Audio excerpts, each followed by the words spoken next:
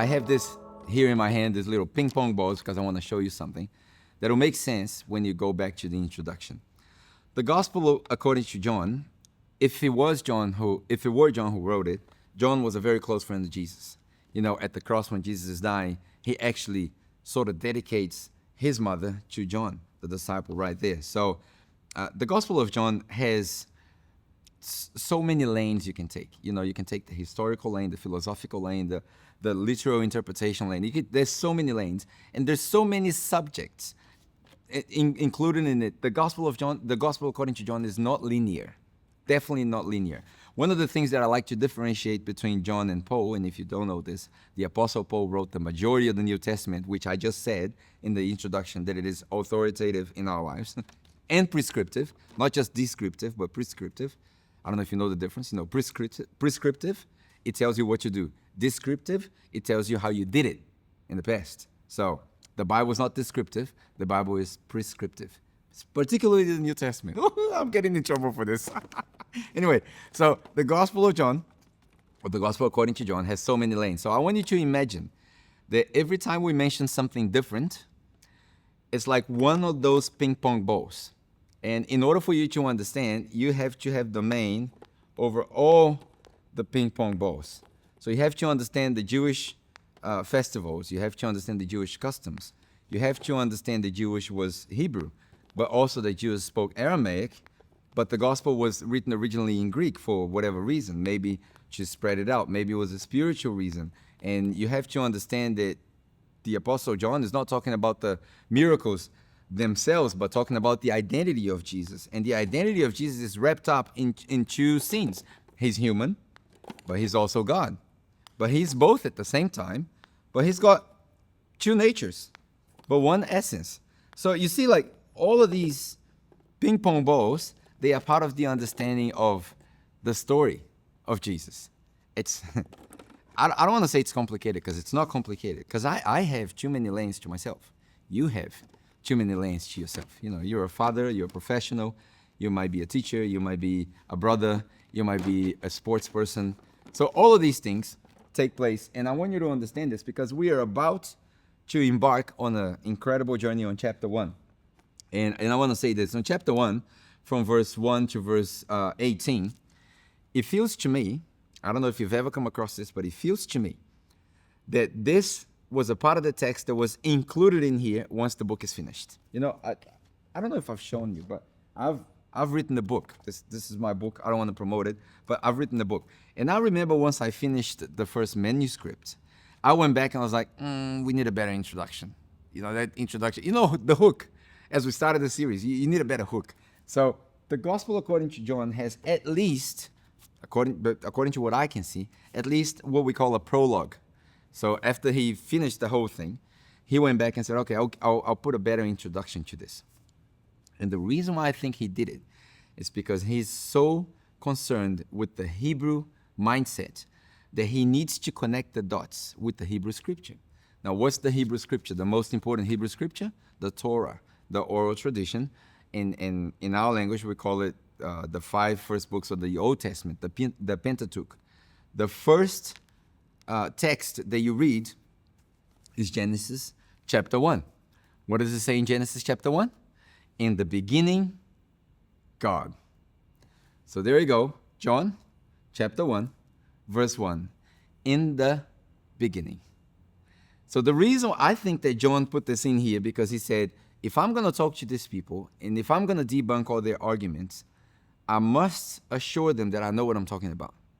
And it must resonate with their ears. It must echo with them. So I think this is why he did it. But this is just me. You don't have to agree with me. It's just me. I see a clear correlation with Genesis 1 and John 1. So let's read John 1, 1 to 18. It's a very repetitive, intentionally, because every time something is repeated in the Bible, it's worth paying attention. So it reads this. It reads like this. In the beginning was the Word, and the Word was with God, and the Word was God.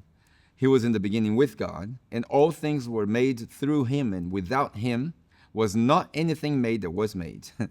The Greek is funny. In him was life, and the life was the light of the man. The life was life of men.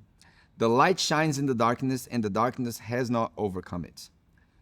Now there was a man sent from God whose name was John. He came as a witness to bear witness about the light, that all might believe through him. He was not the light, but came to bear witness about the light. The true light, notice how light is being repetitive, and you will notice that everything that is close to sinning happens at night in the Gospel of John, and everything that is close to holiness happens during the day. Isn't that amazing that he's careful to do that? Light, life, darkness, death. It's very clear in John. So verse 9, the true light, which gives light to everyone, was coming into the world. He was in the world, and the world was made through him, yet the world did not know him or did not experience him. He came to his own, and his own people, the Jewish people, that's why I said, John was very concerned with the Jewish people. He came to his own, and his own people did not receive him. But to all who did receive him, who believed in his name, he gave them the right to become children of God, who were born not of blood, not of the will of the flesh, nor the will of man, but of God. Keep this in your mind as we read chapter 3. We're going to go back to this born of the will of man, okay? Keep this in your mind. And the Word became flesh, the incarnation of Jesus Christ. The Word, God, became flesh and dwelt among us. And the word dwelt here is a very specific word. It means a tabernacle.